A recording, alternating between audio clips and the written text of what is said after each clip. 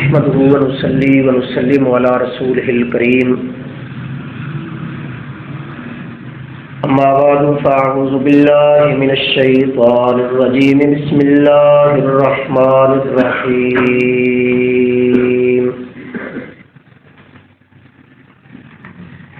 الحمد لله رب العالمين الرحمن الرحيم مالك يوم الدين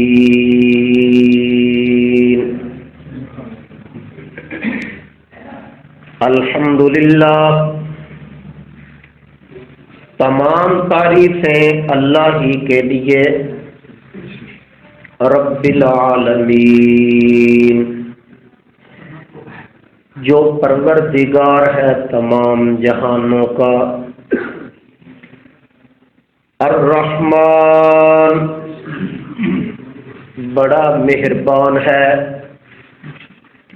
الرحیم نہایت رحم کرنے والا،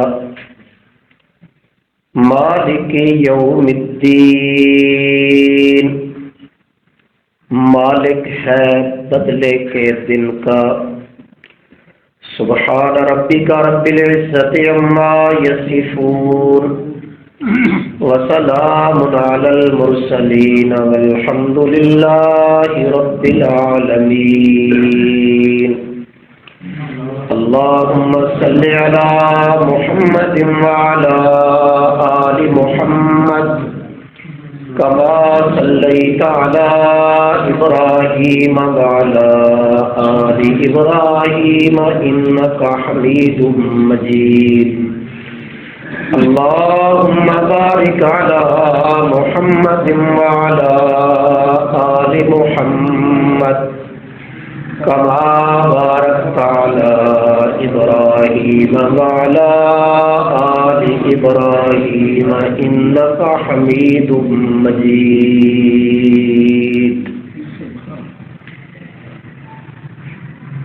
سورۃ الفاتحہ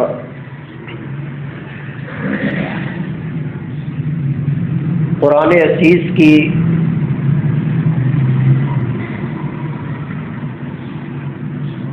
ترتیب کے لحاظ سے پہلی سورت اور نازل ہونے کے اعتبار سے پانچویں سورت ہے۔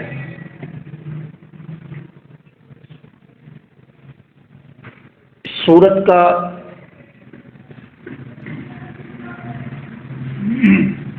سب سے زیادہ معروف نام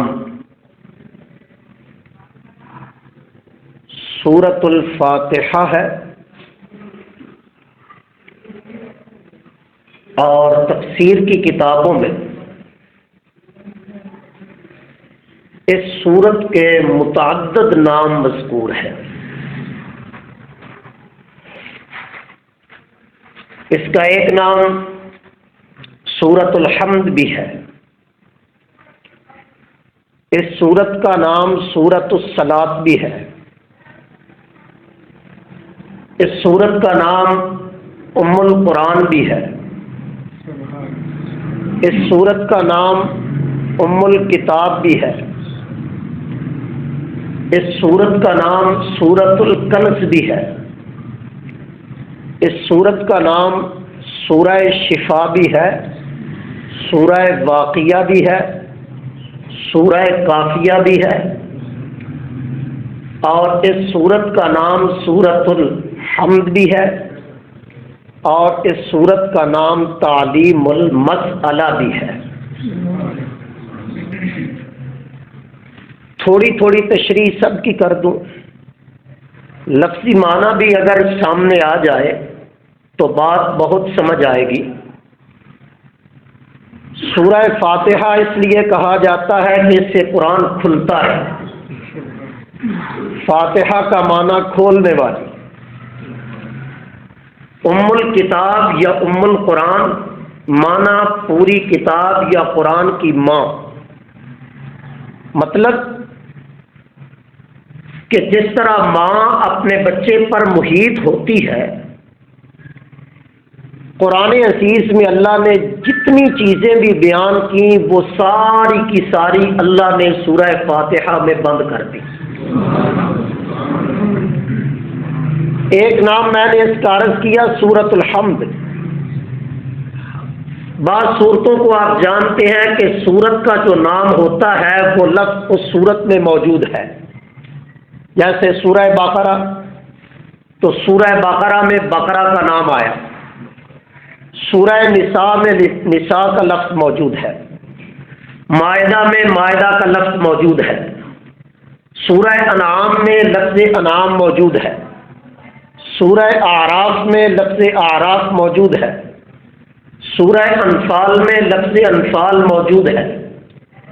تو چونکہ سورہ فاتحہ کی پہلی آیت میں لفظ حمد آیا، اس لیے اس کا نام سورۃ الحمد بھی ہے، تعریفوں والی سورت، کہ اس سورت کی ابتدا میں اللہ کی تعریف، اس کی حمد و ثنا، اس کے کمالات علیہ کا، اس کے اوصاف کاملہ کا، اس کے محاسن حمیدہ کا تذکرہ ہے، اس لیے سورت کا نام سورۃ الحمد بھی ہے۔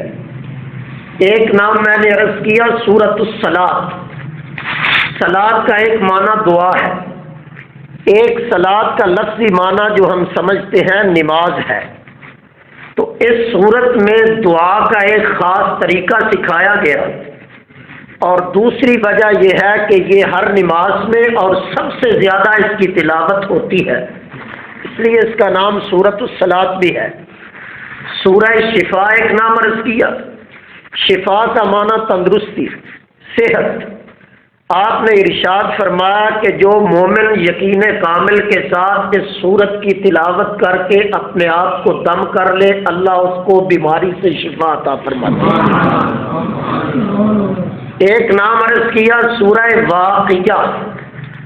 وقع یقی کا معنی ہوتا ہے بچنا، یہ سورت اپنے پڑھنے والوں کو عذاب الہی سے بچانے والی۔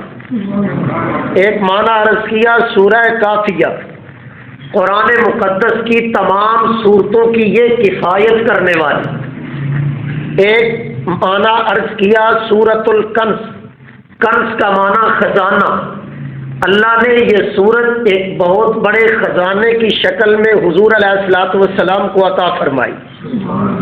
ایک معنی اس کا عرض کیا سورت تعلیم المسئلہ۔ تعلیم المسئلہ کا معنی مانگنے کا طریقہ، مانگنے کا طریقہ سکھانا، تعلیم کا معنی سیکھنا، مسئلہ کا معنی سوال کرنا۔ اللہ سے مانگنے کا اس میں طریقہ بیان کیا گیا کہ اللہ سے مانگنا ہے تو کس انداز میں۔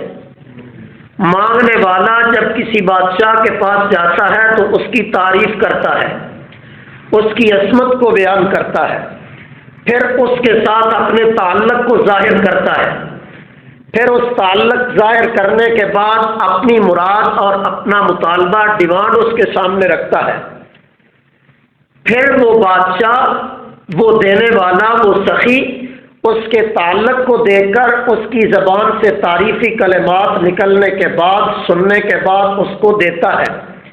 فرمایا آؤ میں تمہیں اپنی ذات سے مانگنے کا طریقہ بتا دوں، سب سے پہلے میری تعریف کرو، پھر میری بزرگی بیان کرو، پھر میری عظمت کا اعتراف کرو، پھر اپنا اور میرا تعلق ظاہر کرو۔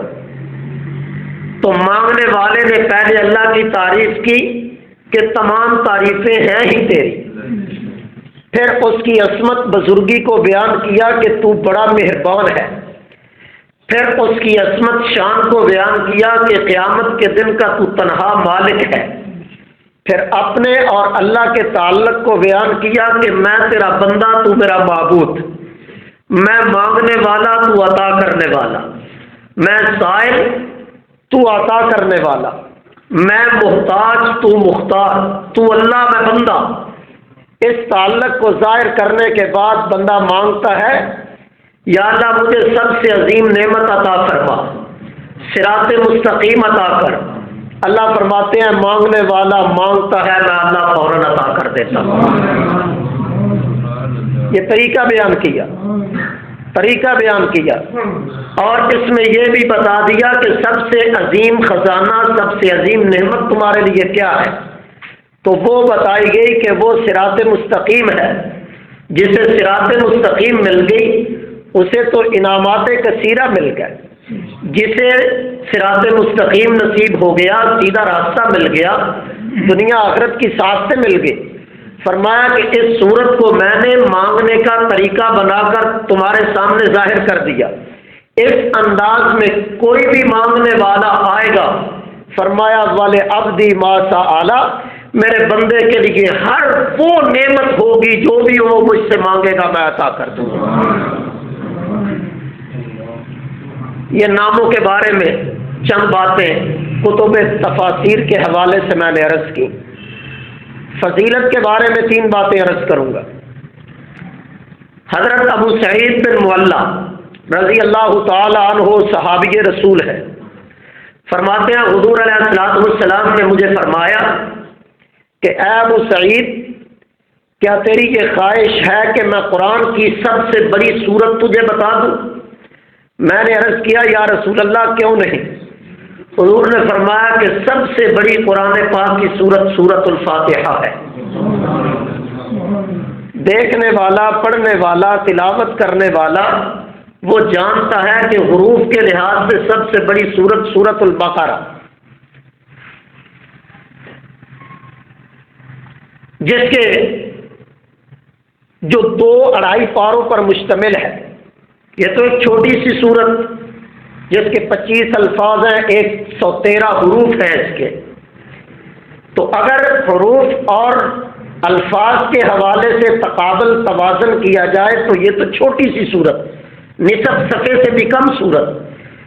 حضور کے کہنے کا مطلب یہ تھا کہ یہ صورت ایسی ہے جس میں اللہ نے پورے قرآن پاک کا خلاصہ بیان کر دیا۔ ابی بن کعب رضی اللہ تعالیٰ عنہ فرماتے ہیں حضور علیہ السلام نے فرمایا ابی تجھے ایسی صورت بتاؤں جس صورت کی نظیر اور مثال نہ توریت میں، نہ انجیل میں، نہ قرآن پاک میں نازل ہوئی۔ عرض کیا یا رسول اللہ کون سی؟ فرمایا سورت الفاتحہ۔ جابر بن عبداللہ رضی اللہ تعالیٰ عنہ فرماتے ہیں حضور علیہ السلام نے مجھے فرمایا ہے جابر، تجھے قرآن پاک کی سب سے بہترین صورت نہ بتا دوں؟ میں نے عرض کیا یا رسول اللہ کیوں نہیں؟ آپ نے فرمایا سورہ فاتحہ کو اللہ نے قرآن پاک کی سب سے بہترین صورت بنا دیا۔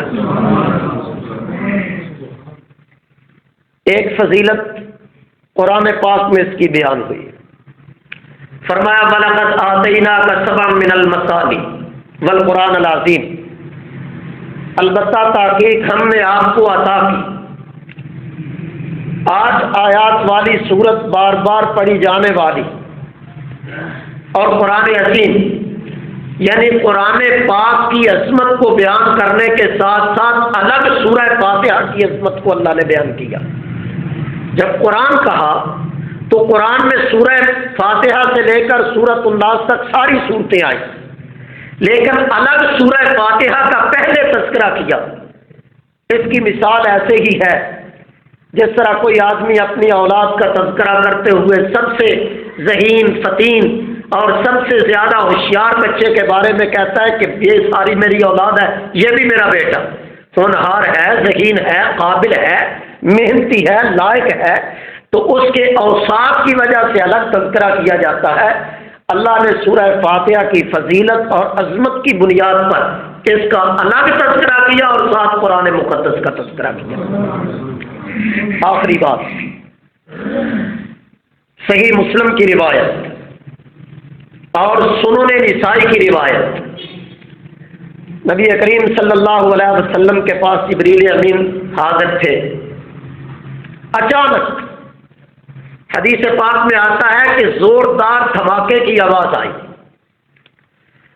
میں نے جبریل سے پوچھا جبریل یہ آواز کیسی؟ جبریل امین نے عرض کیا اللہ کے حبیب صلی اللہ علیہ وسلم، آج آسمان کا ایک ایسا دروازہ کھلا ہے جو دروازہ آج تک نہیں کھلا، پہلی دفعہ کھلا۔ پھر اس سے ایک فرشتہ اترا، حضور کی خدمت میں حاضر ہوا اور آ کے عرض کرنے لگا اے سید الانبیاء والمرسلین، یا رسول اللہ صلی اللہ علیہ وسلم آپ خوش ہو جائیے، اللہ نے آپ کو دو ایسے نور عطا فرمائے ہیں جو آدم علیہ السلام سے لے کر حضرت عیسیٰ علیہ السلام تک کسی نبی مرسل کو بھی عطا نہ ہوئے، کسی نبی مکرم کو بھی عطا نہ ہوئے۔ حضور نے پوچھا کون سے دو نور؟ فرمایا ایک سورہ فاتحہ اور دوسرا سورہ بقرہ کی آخری آیات، جن کے ایک ایک حرف کو اللہ نے تیرے اور تیری امت کے لیے نور بنا دیا۔ یہ چند باتیں سورہ فاتحہ کے فضائل کے حوالے سے، اس کے نام کے حوالے سے عرض کی، باقی انشاءاللہ کل عرض کریں گے۔